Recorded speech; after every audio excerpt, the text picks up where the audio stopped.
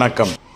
கள்ளக்குறிச்சி மாவட்டம் உளுந்தூர்பேட்டை அடுத்த பாக்கில்லனூர் கிராமத்தைச் சேர்ந்த அபிஷா என்ற இளம்பெண் மர்மமான முறையில் கிணற்றில் பிணமாக கிடைத்துள்ளார்.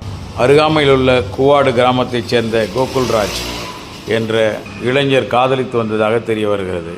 அனைத்து அமைப்புகளும் இயக்கங்களும் களத்திற்கு சென்ற பிறகு தற்பொழுது நடவடிக்கையை எடுத்து அந்த மாணவியின் சடலத்தை மீட்டுள்ளதாக தெரிய வருகிறது.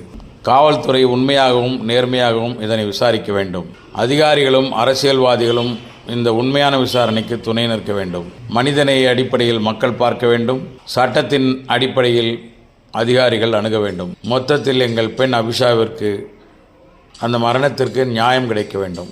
களத்தில் நின்று போராடும் அனைத்து இயக்க சகோதரர்களையும் பாராட்டுகிறேன். தம்பி ஜீவன்ராஜ் போன்றவர்களின் கடமை உணர்வை வெகுவாக மதிக்கிறேன். ஜெய்பீம். ஏஎன் லெமூரியர், தேசிய குடியரசுக் கட்சிக்காக.